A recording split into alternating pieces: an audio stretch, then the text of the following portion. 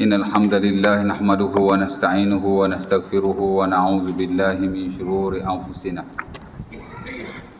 ومن سيئات أعمالنا من يهده الله فلا مضل له ومن يضلل فلا هادي له أشهد أن لا إله إلا الله وحده لا شريك له وأشهد أن محمدا عبده ورسوله اللهم صل على محمد وأزواجه وذريته كما صليت على إبراهيم وعلى آل إبراهيم وبارك على محمد وأزواجه وذريته كما باركت على إبراهيم وعلى آل إبراهيم إنك حميد مجيد رب اشرح لي صدري ويسر لي أمري واحلل عقدة من لساني يفقهوا قولي أما بعد.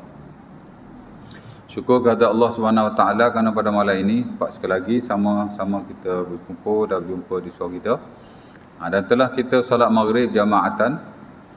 Kemudian kita akan sambung pesan kita daripada surah Al-Baqarah ayat yang ke 30 dan 31 lah last kuliah hari itu, di mana kita berkongsi tentang perihal Nabi Adam alaihi salam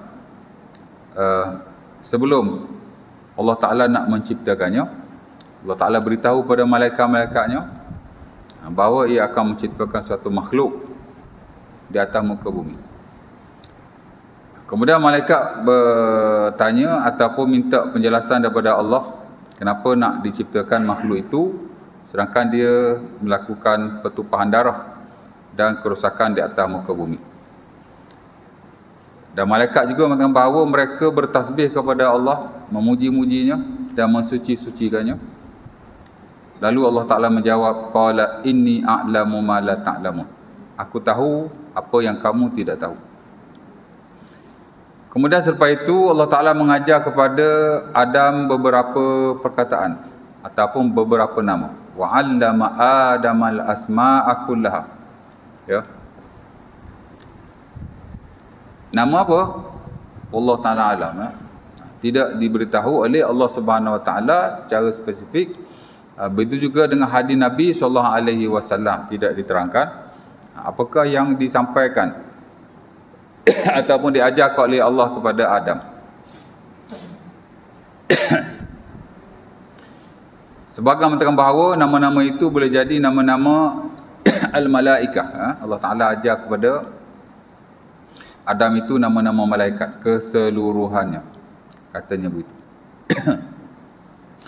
Ada juga mengatakan bahawa diajar kepada malaikat itu asma al-jin, nama-nama jin, ya, termasuk nama-nama syaitan. Ada juga mengatakan bahawa diajarkan kepada Adam itu asma al-makhluqat fil alamil ulwi. Diajarkan kepada Adam alaihi salam itu nama-nama makhluk yang berada di alam yang tinggi, alam langit lah. Ya, kerana alam langit alam yang besar. Allah Ta'ala alam ala kulli hal yang diajar kepada Adam itu nama-nama kesemuanya. Allah Ta'ala alam. Kemudian Allah Ta'ala tanya kepada malaikat, ambi'uni bi asma'i haula'i in kuntum sadiqin. Qalu subhanaka la ilma lana illa ma 'allamtana innaka antal alimul hakim. Setelah Allah Ta'ala ajar pada Adam, Allah Ta'ala tanya malaikat, ya, ambi'uni bi asma'i haula, kamu boleh bagi tahu aku tak apakah nama-nama itu? Terangkan kepada aku nama-nama itu. Maka malaikat berkata, subhanaka la ilma lana illa ma 'allamtana innaka antal alimul hakim. Ya. Maha suci engkau, tidak ada ilmu bagi kami melainkan apa yang engkau ajarkan kepada kami. Bab ni Allah ajar pada Adam, Allah Ta'ala tak ajar pada malaikat. Ya, maka malaikat dia tidak tahu. Innaka antal alimul hakim, sesungguhnya engkau lah yang maha mengetahui lagi maha bijaksana. Ayat tu panjang. Subhanaka la ilma lana illa ma 'allamtana innaka antal alimul hakim. Ya. Tapi poin dia ialah kami tidak tahu wahai Tuhan. Kami tak tahu pasal engkau tak ajar. Ya. Maka Allah Ta'ala berkata ayat yang kesunya 33 itu, qala ya Adamu ambi'hum bi asma'ihim. Wahai Adam, ambi'hum, beritahu mereka bi asma'ihim, nama-nama itu. Ya. Falamma amba'hum bi asma'ihim. Qala alam aqul lakum inni a'lamu ghaibas samawati wal ard wa a'lamu ma tubduna wa ma kuntum taktumun. Ya. Setelah Adam menyampaikan atau memberitahu malaikat akan nama-nama yang diajarkan Allah kepadanya, tidak diajar kepada malaikat, Allah Ta'ala berkata, bukankah aku telah katakan kepada kamu, aku mengetahui perkara ghaib di langit dan di bumi, dan aku mengetahui apa-apa yang kamu nyatakan atau apa-apa yang kamu sembunyikan. Wa'lamu ma tubduna wa ma kuntum taktumun. Ya. Jadi ayat yang ke-30 sampai 33, 3 ayat. Itu perbualan antara Allah Subhanahu Wa Taala dan para malaikatnya perihal Adam alaihi salam. Ya. Jadi sebelum nak cerita Nabi Adam, dia kata aku nak cerita. Malaikat macam tak setuju. Ya. Kemudian setelah diciptakan, Allah Ta'ala nak uji malaikat, diajar kepadanya beberapa ataupun nama-nama tertentu, tidak diajar kepada malaikat. Maka malaikat tidak tahu. Jadi Allah Ta'ala kata, aku yang mengetahui perkara gaib di langit dan di bumi, dan aku tahu apa yang kamu sembunyikan, apa yang kamu nyatakan dan apa yang kamu sembunyikan. Habislah 3 ayat. Baik. Al-Imam Al-Qadhi Husain, ulama besar mazhab Syafi'i, dalam bukunya At-Ta'liqah. Ya. Qadhi Husain ni masyhur jugalah. Hatta Al-Imam An-Nawawi rahimahullah dan ulama Syafi'i yang kemudian banyak menyebut nama beliau. Kerana he was a big scholar in Syafi'i side. Kerana dia adalah seorang ulama besar dalam mazhab Syafi'i terdahulu. Al-Qadhi Husain. Amat maklum sekali. Ya, si fulan ini. Dan dia ada beberapa buku, antara yang masyhur dalam market ialah At-Ta'liqah. 1 jilid saja. Tebal bukunya. Itulah suatu buku yang menghuraikan tentang fiqh Al-Imam Syafi'i rahimahullah menerusi buku beliau Mukhtasar Al-Muzani. Ya, Imam Syafi'i ada beberapa buku. Salah satu ialah Mukhtasar Al-Muzani. Jadi Al-Qadhi Husain dia hurai buku itulah. Ya. Dan dia sebut dalam mukadimah bukunya, kata beliau, innallaha faddala Adam ala al-malaikati bisababil ilmi. Daripada kisah ni, ya. Sesungguhnya Allah Ta'ala melebihkan Adam alaihi salam ke atas para malaikat dengan ilmu. Ya. Dan memang ayat ni adalah ayat yang pertama yang mana Allah Ta'ala sebut ilmu secara khusus. Walaupun dalam Quran ilmu ni ada banyak yang disebut oleh Allah Subhanahu Wa Ta'ala. Bahkan perkataan ilmu saja, the word of knowledge, dengan tasrifat ataupun bentuk-bentuk yang berbagai. Kadang-kadang alima, kadang-kadang alimtum, kadang-kadang ya'lamun, ta'lamun, alim, ulama, ya. Hatta Allah Ta'ala menyanakan ilmu kepada dirinya. Innallaha alimun hakim, innallaha alimun, macam-macam lah kan. Itu pun satu bentuk ayat tentang ilmu juga, di mana Allah Ta'ala menyanakan ilmu pada dirinya. Ayat yang menyebut tentang ilmu dengan tasrifat atau bentuk-bentuk yang berbagai ini, various form ini, dalam Quran ada tak kurang daripada 856 kali. 856 times. Ya. Jadi banyak. Dan ayat yang menyebut tentang ilmu secara spesifik, ialah ayat ini. Di mana Allah Subhanahu Wa Ta'ala melebihkan Adam di atas malaikatnya dengan sebab ilmu, tapi tidak yang lain. Ya. Kalau Allah Ta'ala ataupun kalau kita nak lihat kita ni lebih berbanding malaikat dari sudut fizikal, tak tahulah kot. Kita rasa malaikat more stronger, lebih kuat lagi. Betul tak? Kalau kita dengan malaikat, kita lagi kuat. Malaikat lagi kuat. Ya tak? Jibril, besar mana Jibril? Besar ke kecil Jibril? Kecil je jumpa Nabi dia bercakap macam orang aja. Itu dia menjelma sebagai manusia. Ya. Tapi kalau rupa bentuk dia yang asal macam mana? Dia ada berapa ratus sayap? 500 sayap tak silap. Betul tak? Jibril ada 500 sayap. Satu sayap saja, kalau dia buka, menutupi ufuk timur dan ufuk barat. Besar tak besar, baru satu sayap. Satu alam tertutup dengan hanya satu sayap. Apa lagi 490 sayap? Betul tak? Betul 500 sayap je. Anak pun lupa. Tak semak tadi. Tapi beratus-ratus sayap lah. Dia punya wings. Jibril ada sayap tuan. Ya. Satu sayap habis. Timur barat tutup. Ya. Dan begitu juga malaikat-malaikat yang lain. Antara malaikat Allah yang besar juga ialah hamalatul arsy, malaikat yang menanggung arash. Ada 8 kesemuanya. Tahu arash? Arash ni bahasa Arab, bahasa Melayu singgahsana. Raja sekarang ni, betul tak? Dia ada tempat duduk dia, lepas tu dia ada singgahsana dia. Singgahsana itulah arash. Arash ni maksud singgahsana seorang raja. Itu maksud arash. Dan Allah Ta'ala memang ada arash. Allah Ta'ala ciptakan singgahsana buat dirinya. Ya.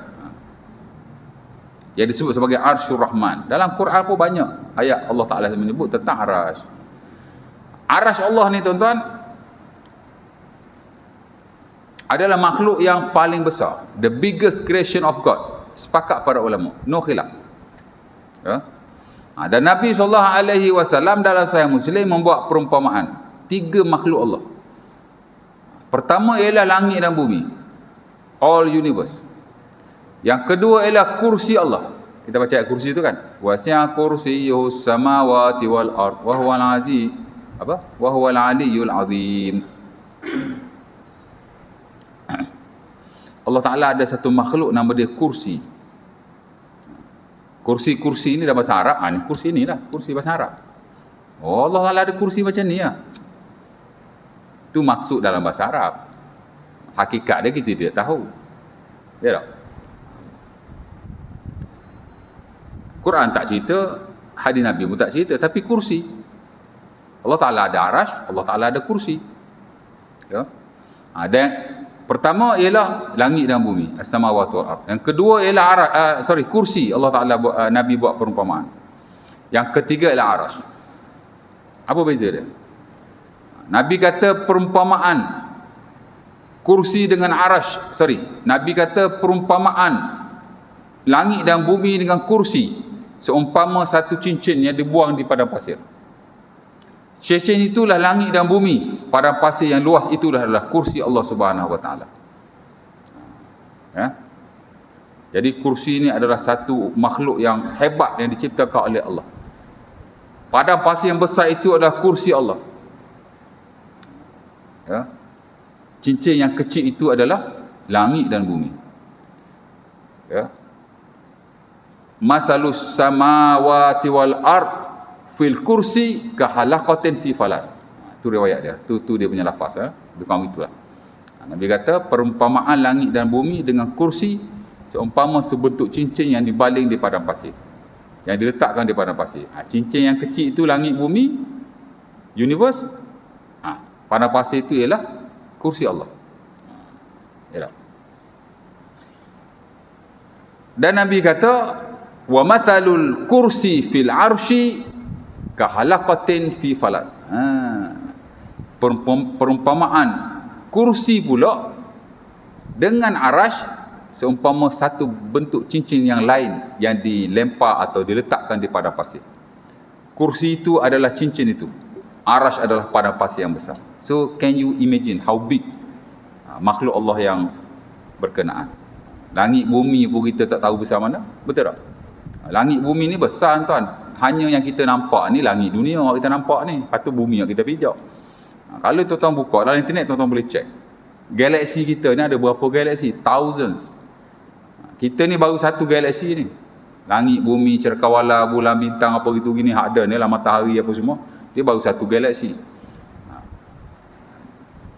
Lepas tu ada lagi galaksi lain. Ada lagi galaksi lain. Tuan-tuan tengok sendiri lah dalam internet kan. Ya. Itu langit bumi lah kita kata. Ya.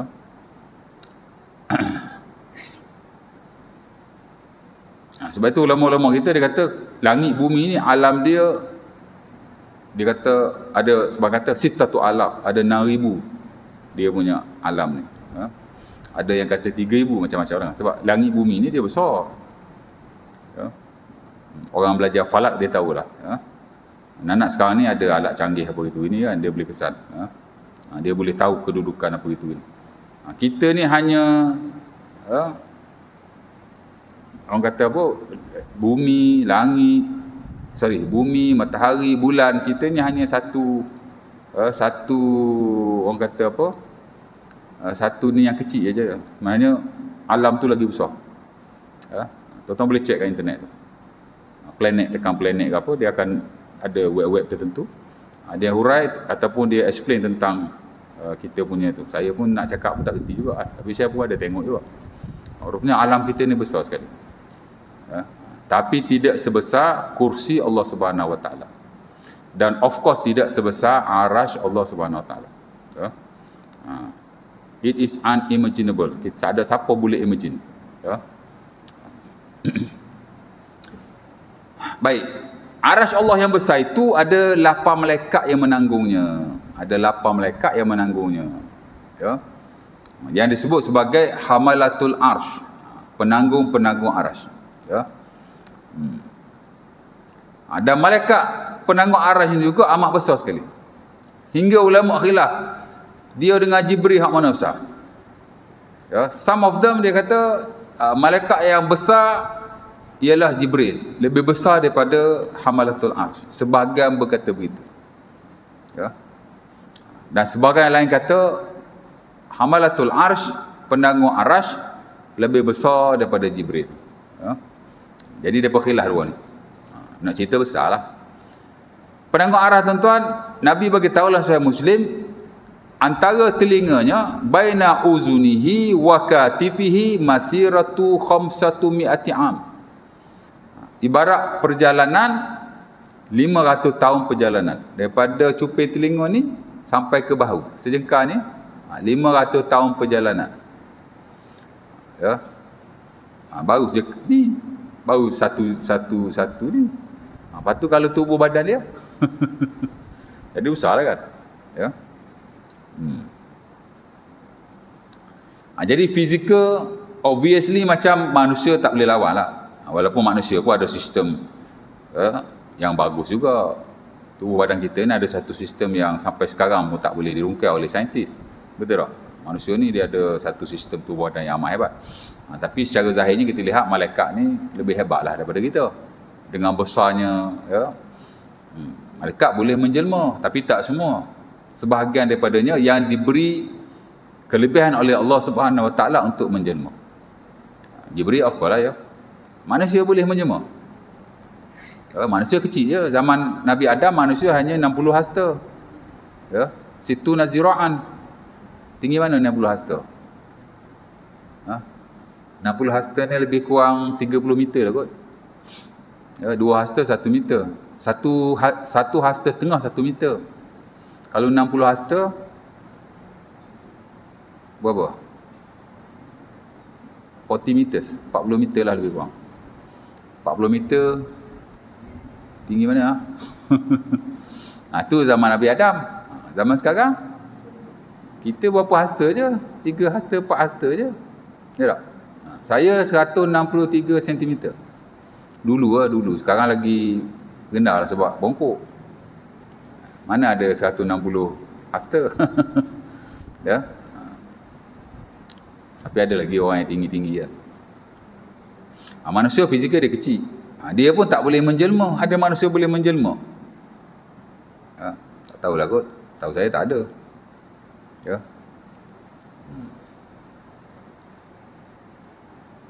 Malaikat dia laju. Ya. Yata'aqabuna fikum malaikatun bil-lail wa malaikatun bin-nahar. Dalam Sahih Muslim Nabi kata ada kelompok malaikat duduk dengan kamu waktu siang. Malam dia naik. Ya. Dan sebahagian lagi duduk dengan kamu malam. Siang dia naik. Dia buat naik amalan kita lah. Hak baik hak buruk dia buat naik belaka. Ya. Naik ke mana? Langitnya. Bukan langit pertama, langit 7 tu. Ya tak? Ya. Kalau dia tak laju, macam mana? Ya. Dunia sampai langit pertama 500 tahun perjalanan. Langit pertama, langit kedua 500 tahun perjalanan. Sampai ke langit ketujuh tu dah berapa ribu tahun perjalanan. Kalau malaikat tak laju, ya tak? Ya. Tak tahulah laju macam mana kan. Selaju cahaya kot. Ya. Cahaya laju kan? Berapa kelajuan dia? 1 second. 300,000 1 second. Kalau 1 saat, cahaya boleh pergi berapa jauh? 1 saat. 1 saat 300,000 kilometer. Memang patutlah ya.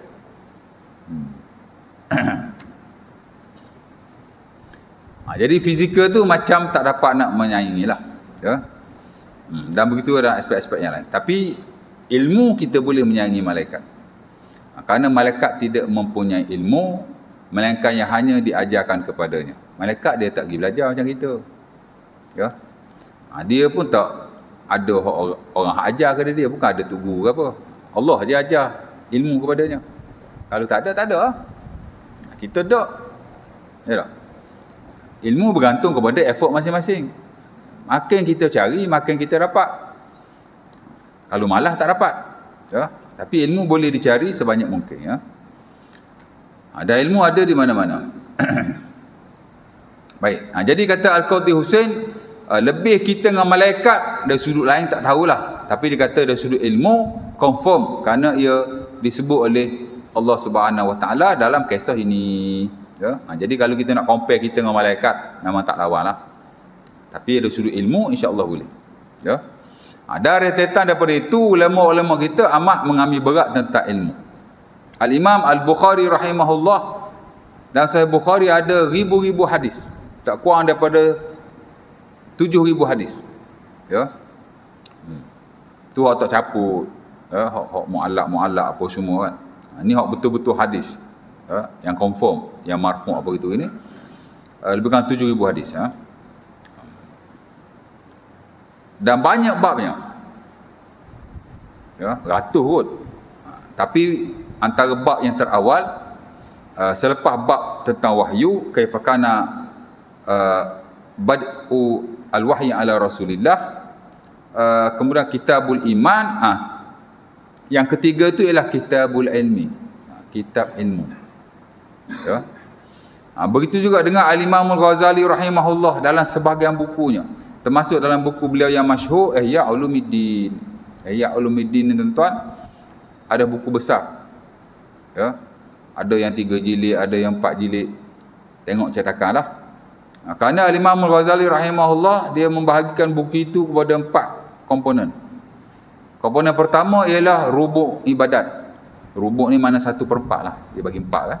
1/4 yang terawal ialah ibadat. Ya, rubuk ibadat. 1/4 yang kedua ialah rubuk muamalat. Imam Ghazali bukan hanya nak ajar cara kita sembah Tuhan. Ya. Bab taharah, bab semayang, bab zakat, haji dan seumpamanya. Tapi juga beliau mengajar kepada kita bagaimana untuk menguruskan harta dengan baik. Ya. Jadi buku tu bukan hanya nak ajar kita jadi abid. Of course lah, bukan hanya sufi, tapi jadi tajir, jadi businessman. Ya. Dan ayat sebenarnya boleh jadi modul untuk kewangan semasa. Ya. Di mana Imam Ghazali dia ajar cara untuk mengumpulkan harta dengan baik. Ya. Dia tak ajar makan gaji apa gitu, tak ajar.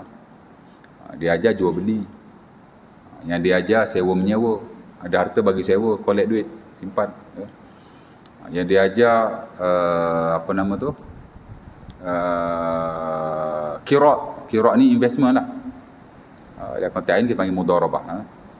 Samalah mudarabah tu atau kirat dia sama, investment. Ada duit bagi orang usahakan. Jangan simpan berbantal. Analah kata begitu, dia tak kata begitu pun. Ya, tapi bagi orang usahakan. Kemudian kongsilah hasil sama-sama. Maybe 50-50. Ya tak? Ya. Sebab ada orang dia ada harta tapi dia tak tahu macam mana cara nak mengembangkannya.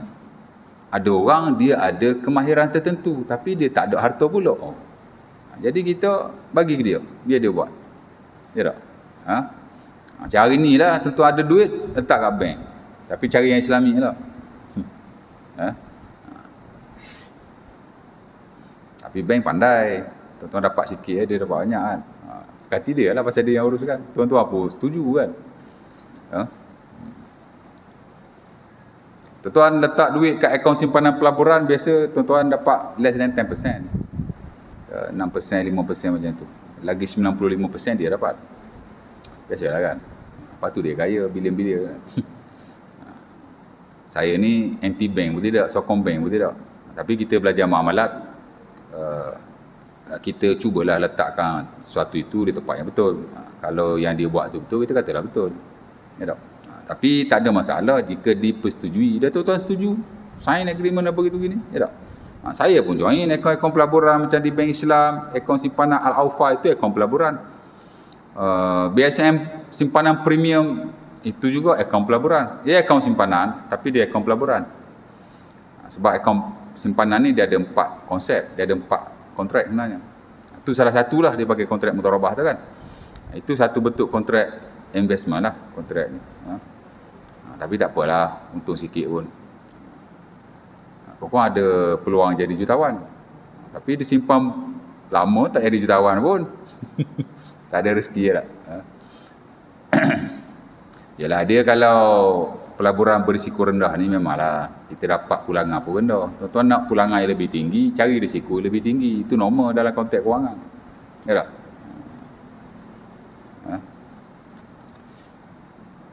Imam Ghazali ajar pelaburan. Awak kemahiran tak ada, bagi orang yang ada kemahiran. Buat persetujuan. Keuntungannya macam mana? Ya? Hatta kalau awak ada tanah, bagi orang usahakan. Zaman Umar Al-Khattab, tuan-tuan, siapa-siapa yang ada tanah, of course lah yang diberikan oleh kerajaan, tiba-tiba dia tidak mengusahakannya, dia akan rampas balik atau ambil balik tanah tu. Ya? Dan siapa-siapa yang mengusahakan mana-mana tanah yang tidak dimiliki oleh sesiapa, tanah itu menjadi haknya. Man ahya ardan laisa li ahadin fahuwa ahaqqu lahu. Nabi sendiri kata tu. Ya.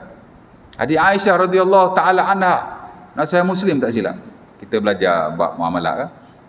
Nabi kata siapa yang menghidupkan suatu tanah yang tidak dimiliki oleh sesiapa, maka tanah itu menjadi miliknya. Ya. Sekarang tak tahulah terpakai atau tidak. Mungkin kot orang kita rocker apa gitu gini kan. Kalau awak teroka, walaupun kerajaan tak bagi lagi ownership, hak milik, tapi tanah tu awak dah boleh kuasai lah. Orang lain tak boleh senang-senang nak pergi ambil tanah tu, betul tak? Dah awak pergi teroka kan. Dan kerajaan bila nak bagi pemilikan pun, dia akan bagi kepada orang yang meneroka tanah itu. Takkan nak bagi ke orang lain kot. Ada jugalah sikit-sikit yang di-apply tu. Tapi nak cerita begitu. Ya. Harta tak boleh sia-siakan. Ya tak? Mak kita mati. Duit bagi duit. Habis tu kain baju dia, biar duduk lemari, biar. Janganlah begitu. Bagilah kau. Pinggan mangkuk dia, kain baju dia, hatta kasut selipar dia. Bagi lah. Oh, nak bagi lagu mana? Tak payah. Serkoh kau orang. Tapi buat pelepasan dulu lah. Ataupun kita buat persetujuan adik-beradik. Siapa nak ambil. Okey, boleh. Mu ambil baju, mu ambil kain. Pinggan makuk pun sama. Siapa nak buat persetujuan. Kan? Ini kita tak bagilah. Kita, orang kata apa? Siapa nak ambil, boleh. Ambil. Mu ambil tu, aku ambil ni, mu ambil ni. Oh, ada lebih lagi. Alah, baju betul lama-lama. Siapa nak pakai? Serkah kat orang. Oh, kami pun tak nak. Serkoh pun tak ada orang nak juga, ustaz. Bakar boleh bakar. Janganlah bakar, simpanlah. Ya tak? Jangan membazir. Ya. Ada seorang tu dia ajar suruh bakar baju-baju atau pakaian mak ayah kita. Takut-takut ada saka. Siapa-siapa yang rasa baju dia ada saka, buat maisai, saya nak pakai. Baju saya ada 2 line tuan, orang mati sakit kanser, suami dia meninggal, isteri dia sedekahkan. Iklan dalam Facebook. Saya pergi ambil. Tak ada takut apa-apa. Ya tak? Dia kata bakar baju tu. Kalau suspek ada saka lah, kalau tak ada saka tak ada apa. Saya pun lemah orang Melayu, sikit-sikit saka. Apa benda saka-saka ni? Mungkin ada, tapi janganlah sampai tahap macam tu. Saka ni apa? Jin kan? Okey, baju tu kalau kita bakar, masa dia bakar tu, jin tak ada kat situ. Jin ada kat situ, dia tak lari. Dia biar diri dia terbakar. Jin ni cerdik macam kita juga. Jin dengan manusia ni, dia standard dia sama. Nabi kata as-saqalan, 2 makhluk yang berat. Yang ni dia mukallaf. Apa makna as-saqalan? Nabi panggil jin dan manusia ini as-saqalan, 2 makhluk yang berat. Kenapa? Kerana dia mukallaf. Sebab tu dia disebut makhluk yang berat. Dia mukallaf. Dia berakal. Sebagaimana manusia berakal, jin juga berakal. Sebab tu dia disebut sebagai as-saqalan. Dia mukallaf. Bila sebut mukallaf, ni dia ada ni. Dia mau bakar, dia lari. Kurang-kurang kita bakar tempat duduk dia, ustaz.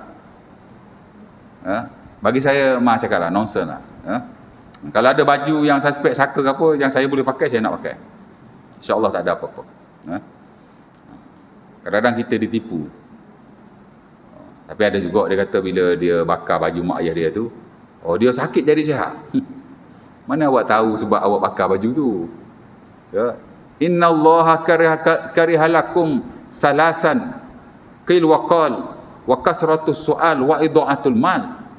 Ya. Allah Ta'ala tak suka 3 benda dalam Sahih Muslim daripada Mughirah. Salah satu ialah membazir harta. Bab pembaziran ni tuan-tuan, kita belajar khas dalam amalan. Harta tak boleh dibazirkan atau disia-siakan. Ya.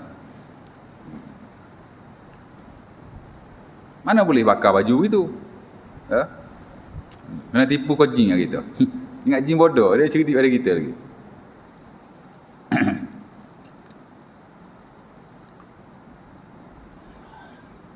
Lari sebut jin-jin lari ya. Bismillah.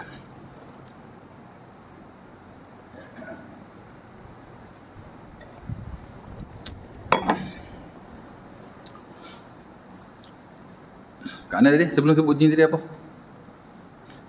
Imam Ghazali tadi kan. Dan dia ajar banyak benda untuk kita kumpulkan harta. Sebab itu dia bukan nak ajar kita hanya jadi abid, tapi jadi tajir. Harta mesti diuruskan dengan baik. Ya.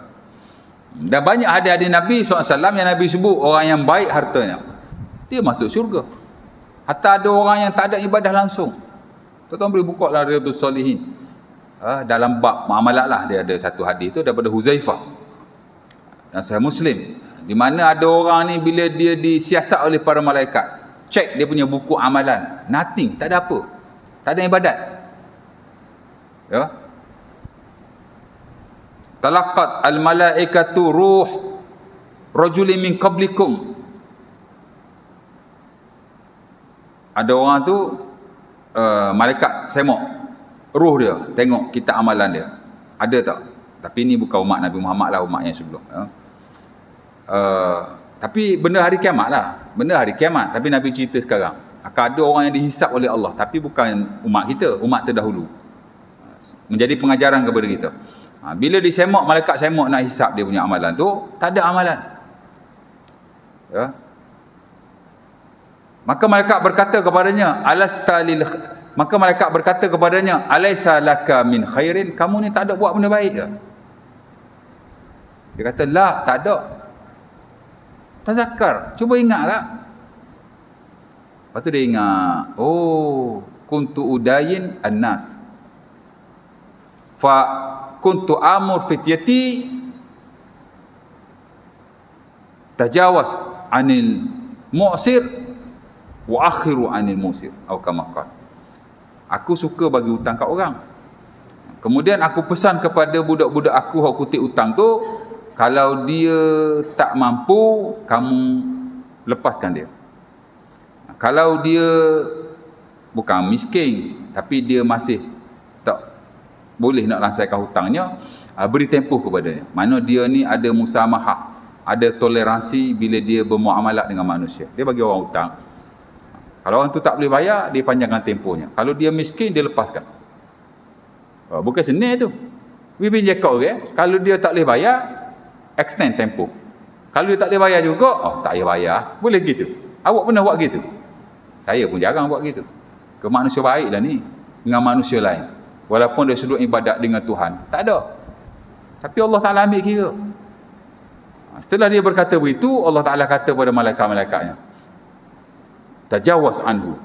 Dengan sebab dia ambil ringan dengan orang lain, kamu juga lepaskan dia. Ya? Jadi muamalat pun penting juga. Ya? Baik, lagi satu munjiat, lagi satu muhlikat. Ada 4 kan. Keempat bab yang besar ni, Al-Imam Al-Ghazali rahimahullah memulakan dengan Kitabul Ilmi, the chapter ataupun the book of knowledge. Di mana di mana beliau juga memasukkan ayat Al-Quran dan hadis-hadis Nabi sallallahu alaihi wasallam yang berkaitan dengannya. Dia kata 800 ayat kan? Azan kan? Teruskan. Nak azan dulu ke teruskan? Azan dulu lah. So Jumaat ni dia standard lain sikit. Dia kena azan. Lagi bagus kan?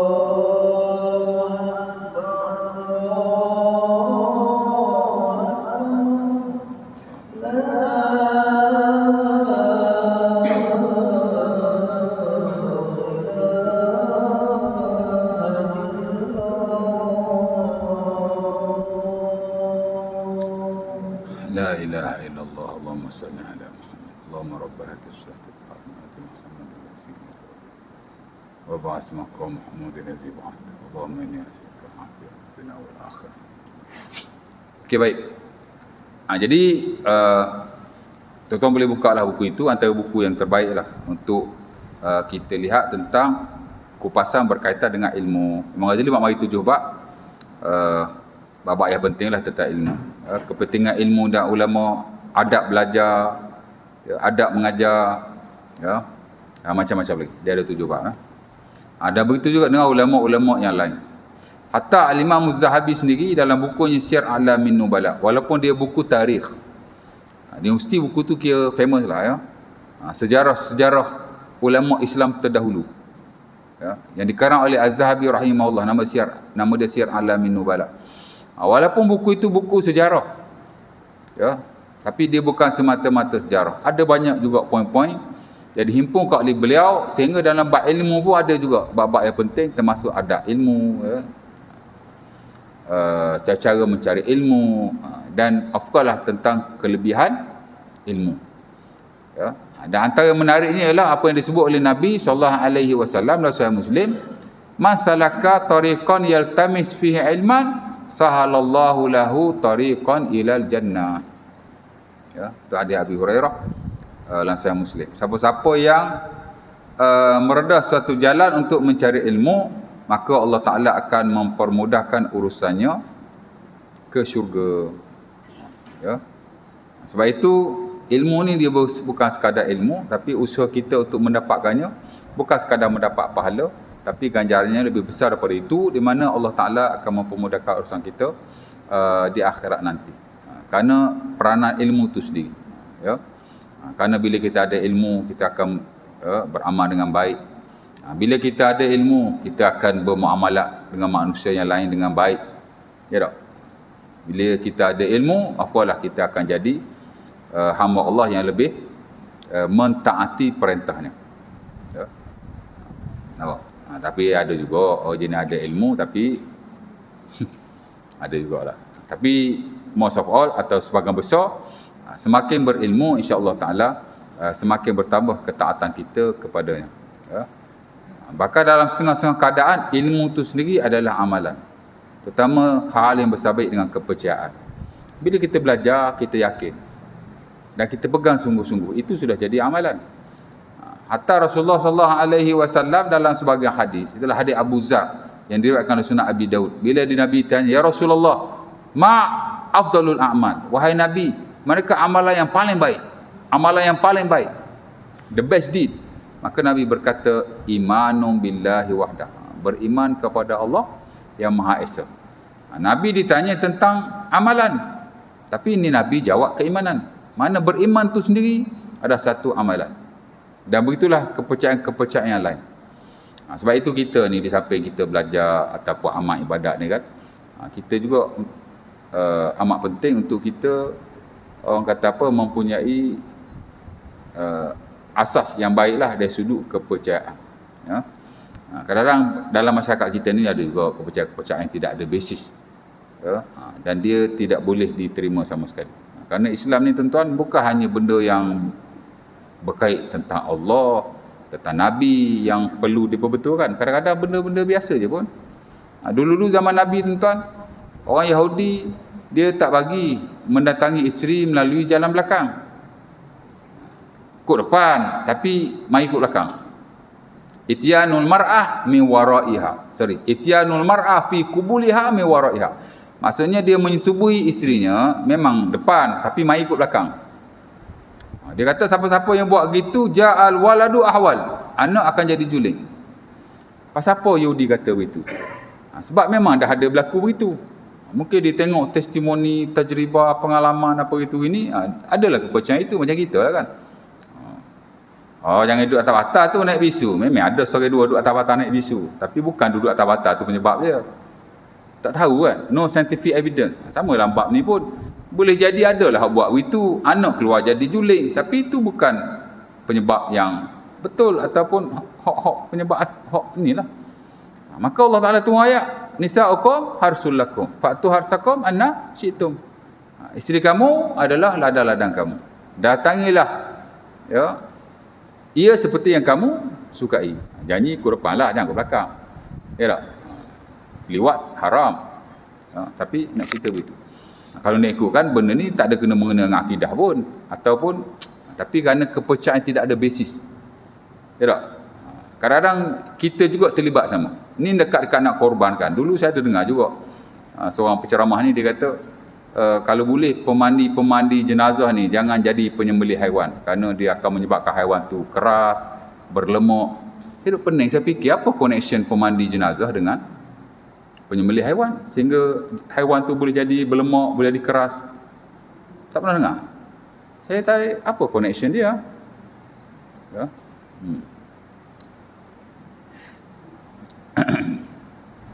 Tak tahu dah kan. Jadi kepercayaan-kepercayaan itu tidak mau.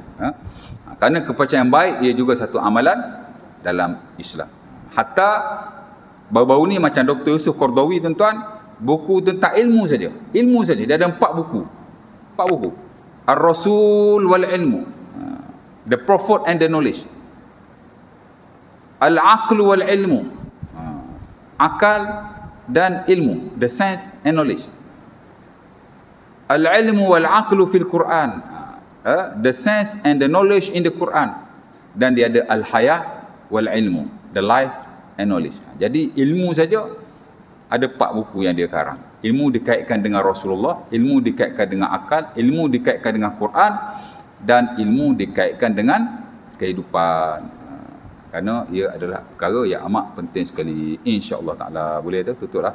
10 minit dah dapat insya. Ada nak tanya apa-apa tak? Ada soalan? Ada soalan apa-apa? Tak ada, tak apalah. Ana pun baru sampai daripada Kelantan ni. Balik hari Senin tu hari. Selasa lah, Senin malam Selasa kan. Malam tadi tolak ni. Subuh sampai 5.30. Main subuh kat rumah tu tidur. Tapi kalau malam tak tidur dia jadi bela macam tu. Okeylah, insya-Allah taala mudah-mudahan sikit sebanyak. Next nanti kita sambung ayat yang kesunyi. Itulah kisah yang lain lah. Tadi kisah malaikat, ini kisah yang lain. Itulah antara Adam dengan syaitan pula. Tadi Adam dengan malaikat. Ini Adam dengan syaitan. Ataupun lebih khusus iblis. Iblis ni bapa kepada syaitan sebagaimana Adam bapa kepada manusia. Ya, insya-Allah taala aku qul hadza azimali walakum. Assalamualaikum warahmatullahi wabarakatuh. Kita tangguhkan majlis kita dengan tasbih kafarah dan surah Al-Asr.